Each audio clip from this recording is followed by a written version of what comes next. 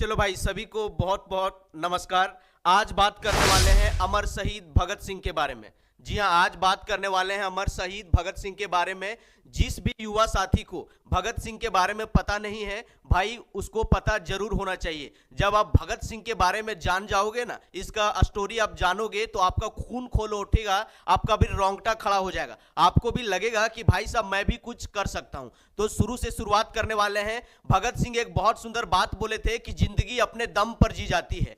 जिंदगी अपने दम पर जी जाती है। औरों के कंधे पर सिर्फ जनाजे उठाए जाते हैं, सिर्फ जनाजे उठाए जाते हैं। तो भगत सिंह ने बहुत सुंदर बात बोले हैं। और आप देखते भी होंगे कि यार, जिंदगी में दोस्ती यारी प्यार मोहब्बत कोई साथ नहीं देता है, बस आपका और आपका हिम्मत ही साथ देता है। और आज पूरा डिटेल से भगत सिंह के स्टोरी को समझाने वाले हैं, आपका रोंगटा खड़ा हो जाएगा। तो चलो भाई, शुरू से शुरुआत करते हैं, पूरा डिटेल से समझाने वाले हैं। तो चलो भाई, सबसे पहले बता दूं कि भगत सिंह का जो जन्म हुआ था 1907 ईस्वी में लायलपुर गांव में हुआ था। और उनका माता का नाम विद्यावती और उनके पिता का नाम किशुन सिंह थे। ये बचपन से बहुत तेज थे। ये हर जगह नहीं उठते बैठते थे। जहां पर आजादी आजादी और आजादी की भावना होती थी वहीं पर जाते थे, वहीं पर बैठते थे, उन्हीं लोगों से बात करते थे। उन्हें हर किसी से बोलना पसंद नहीं था।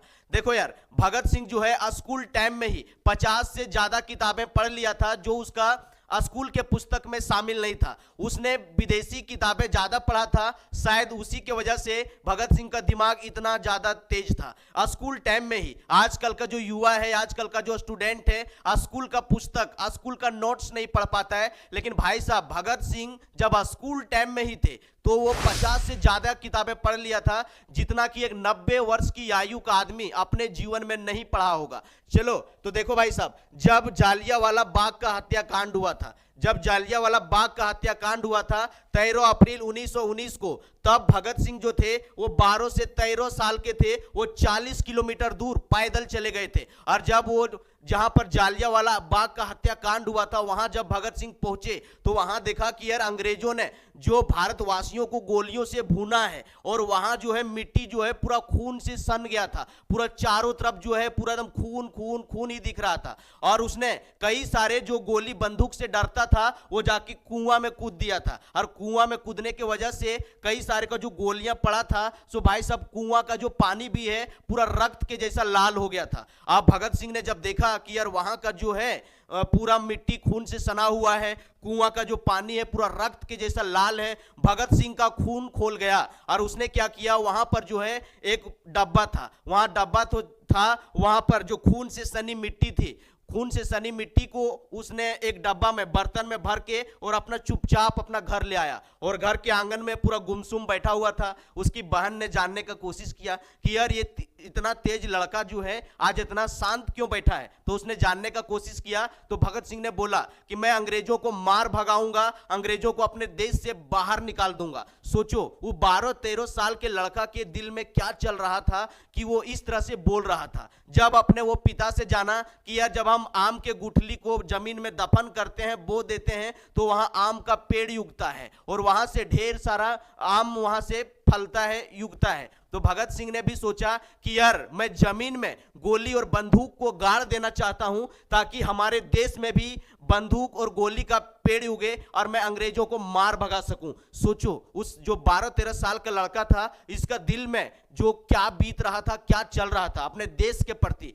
भाई साहब, जब भगत सिंह जो थे वो 17 साल की आयु में थे, 17 साल की आयु में हर मां चाहती है कि अपने बेटा का, बेटी का शादी कर दें। भगत सिंह का मां भी बोली कि बेटा चलो, मैं आपका शादी करवा देता हूं, एक सुंदर सा लड़की को खोज देता हूं, एकदम सोनी सी गुड़िया रहेगी, आपको अच्छा से खाना खिलाएगी, आपका देखभाल करेगी। भगत सिंह ने बहुत सुंदर बात बोले थे कि दुल्हन ही मेरी दुल्हन नहीं होगी, दुल्हन ही मेरी दुल्हन ही नहीं होगी, आजादी ही मेरी दुल्हन होगी। और रातों रात चिट्ठी लिख के घर से भाग गया था, सिर्फ अपने देश के वास्ते, आजादी दिलाने के वास्ते। और जो उसने जालियांवाला बाग का जो हत्याकांड देखा था, भाई साहब, उसका खून पूरा गर्म हो गया था, पूरा खून उसका मतलब दहल रहा था। और भाई साहब, आप जानते होंगे 20 साल की आयु में, 20 साल की आयु में भगत सिंह जिसको अपना आइडियल मानते थे, लाला लाजपत राय, अंग्रेजों ने उनके ऊपर ढेर सारा लाठी चार्ज किया था, जिसके वजह से फाइनली उसका मौत हो गया। अब जो भगत सिंह जो थे, जब लाला लाजपत राय का मौत हुआ तो इसका खून और खोल गया। उसने सोच लिया कि भाई साहब अब तो कुछ करना पड़ेगा,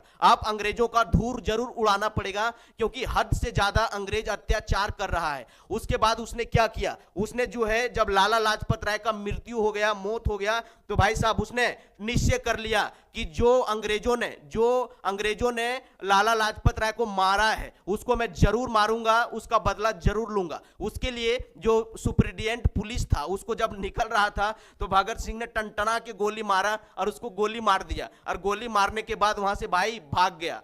और कुछ दिनों के बाद उसने फिर से सेंट्रल असेंबली में जाके बम को विस्फोट किया और बोल दिया कि बाहरों को सुनाने के लिए धमाके जोरदार होने चाहिए, और बम को फोड़ दिया और आराम से बोल रहा था कि मुझे मार दो, मुझे गिरफ्तार कर लो, मुझे मार दो, मेरे गिरफ्तार कर लो। हर जगह पर पोस्टर चिपका दिया था कि मैंने लाला लाजपत राय के मारने वालों का बदला ले चुका हूं। जब इतना सारा मतलब धमाका करने लगा तो अंग्रेजों ने सोचा कि यार ये जो आदमी है भाई साहब पूरा मतलब नष्ट करके रख देगा। फिर उसको पकड़ के जेल में डाल दिया गया, और जेल में जब डाल दिया गया तो उसने वहां पर उसको 2 साल जेल में रखा गया। और जब वो जेल में था तो वहीं पर जाके भाई साहब अजीब अजीब तरह का कारनामा करता था, सबको अपने ग्रुप में शामिल कर लेता था, कभी कभी भूख हड़ताल पर सभी को रख देता था, कोई वहां पर खाना नहीं खाता था। सभी अंग्रेज परेशान हो गया कि यार जब से मैं भगत सिंह को यहां लाया हूं पूरा जेल में ही हाहाकार मचा के रख दिया है।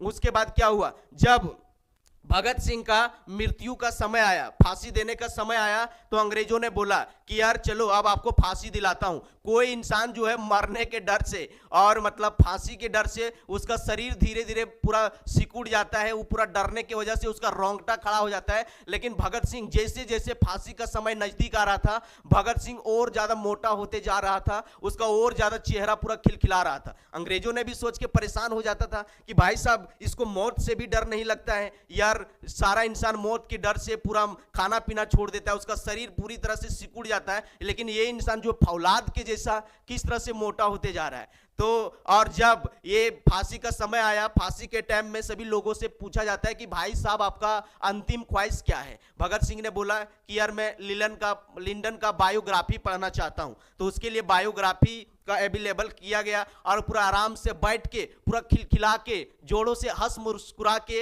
वो बायोग्राफी पढ़ रहे थे। अंग्रेजों ने पूछा कि यार आपका फांसी का समय आ गया है, उठो। तो उसने बोला कि देख नहीं रहे हो, एक क्रांतिकारी दूसरे क्रांतिकारी से मिल रहा है, जब तक नहीं पढ़ा तो भाई साहब वो उठा नहीं, और लास्ट पेज पढ़ के ही वहां से उठा था। और जब उसका फांसी का समय आया था, जब उसकी मम्मी जब जेल में मिलने के लिए आई थी तो उस भगत सिंह के मम्मी पूरी तरह से रो रही थी। भगत सिंह ने बहुत सुंदर एक डायलॉग मारे थे कि तू रो मत मां, तू है भगत सिंह का मां, तू रो मत मां, तू है भगत सिंह का मां, मरकर भी तेरा लाल मरेगा नहीं, घोड़ी लाद के लाते हैं दुल्हन सभी, हंसकर कोई फांसी चढ़ेगा नहीं, हंसकर कोई फांसी चढ़ेगा नहीं। और इंकलाब जिंदाबाद का नारा लगाते हुए फांसी के फंदा पर झूल गए थे, अपने देश के लिए शहीद हो गए थे, ताकि हमारे देश में एक नई क्रांतिकारी आ सके। और जितना गरम दल का जो नेता है जो आराम से बैठे हुए हैं, ताकि वो सबका खून खोल उठे और अंग्रेजों को पूरा धज्जियां उड़ा सके। तो भगत सिंह जो भाई साहब है अपने देश के लिए अपना जान को कुर्बान कर दिया, अपना निछावर कर दिया, भगत सिंह